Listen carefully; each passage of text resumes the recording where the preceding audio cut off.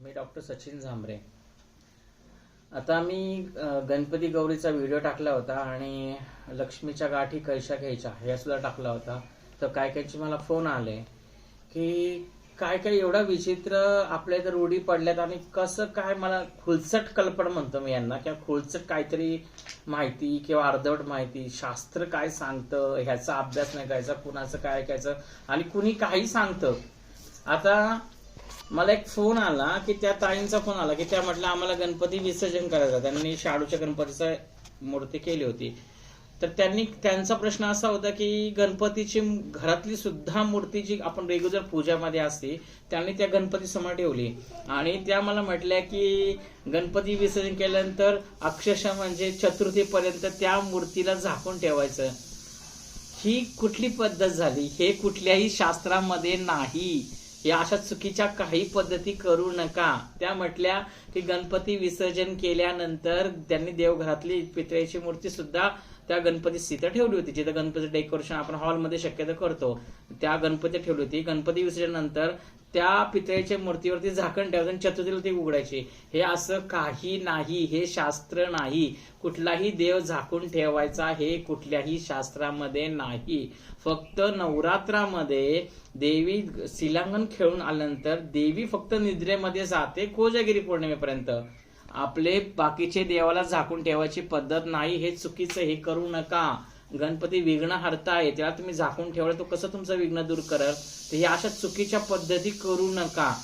कळलं का? की मला एका ताईंचा फोन आला होता पुण्यातून. त्यांनी सांगितलं मला की आमची पितेची मूर्ती घरातली आम्ही ती जे गणपती जो बसवला आपल्या भाद्रपद महिन्यातल्या तो गणपतीची इथं आम्ही बसवली. गणपती विसर्जन झाल्यानंतर आम्ही ती झाकून ठेवली. म्हटलं का? मग त्याने तो प्रश्न होता. असं करू नका. सगळ्यांना सांगा हे चुकीचं आहे. धर्मसिंधू निर्णय ग्रंथ त्याचा कुठेही उल्लेख नाही. परत अजून मला बोलायचं होतं की गौरीच्या मुखवट्याबद्दल. आता समजा सुतक पडलं, सुतक पडल्यानंतर लोक म्हणतात की गौरीचे मुकुटे सोडायचे. तर त्या मुकुट्याचा काय संबंध सोडायचा सांगा बरं मला. अशौच हे घरामध्ये येतं, आपल्याला सुतक असतं पण ते एका बॉक्समध्ये पॅक करून आपण साईड, आपण त्यांना हात सुद्धा लावत नाही. आणि ते गौरीचे जे मुखवटे असतात, गौरीचे मुखवटे हे मातीचे, शाडूच्या मातीचे असतात, पीओपीचे असतात. त्या मातीला कसं काय सुतक? तुम्ही सांगा बरं मला. ह्या पद्धती आल्या कुठून? की अक्षर लोक त्या गौरीच्या बॉड्या, त्या गौरीचे मुखवटे हे सगळं सोडून देता. आता तुम्ही विचार करा, तुम्ही तुमचे कपडे ठेवता, तुमच्या घरातलं फर्निचर ठेवता, कुंड्या ठेवता, हे सगळं ठेवता, मग तुम्ही त्या गौरीच्या मुखवट्यांना काय होतं सांगा बरं मला. या चुकीच्या पद्धती आहेत, ह्या दूर करायत. ताते पंचांगमध्ये सुद्धा दिले, धर्मसिंधू निर्णय ग्रंथ याचा उल्लेख आहे, लक्षात ठेवा. त्यामुळे हे चुकीचं आहे. आता जे मी तुम्हाला दाखवतो माझ्याकडे धर्मसिंधू निर्णय ग्रंथ आहे, हे दोन आहेत ग्रंथ. यातल्या ग्रंथानुसार मी सांगतोय की ह्याच्यात स्पष्ट उल्लेख आहे की सुतक आल्यानंतर गौरीचे मुखोटे बदलायची गरज नाही. देवाला कसलं सुतक हो? सुतक आपल्या माणसांना.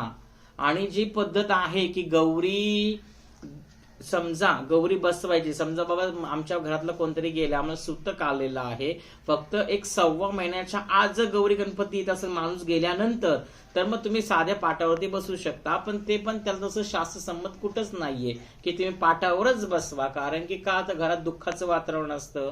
लोक सुतका म्हणजे ते एक आपल्या जवळचा माणूस गेला असतं, एक दुःख असतं, म्हणून साध्या पद्धतीने करतात. पण मला सांगा, आजकाल ही एक शोकांतिका आहे. आज तुम्ही प्रत्येक घरामध्ये बघा, ज्या घरामध्ये सुतक असतं तिथं इतकं हसणं खेळणं, सुतक वाटतही नाही त्या घरामध्ये. आणि तुम्ही विचार करा, मला हे सांगा की 1.25 महिने झाले, समजा एखाद्याचं लग्न असेल, त्या लग्नामध्ये लोक काय करतात म्हणतात वर्षाला लग्न करायचं. ही पण पद्धत चुकीचीच आहे.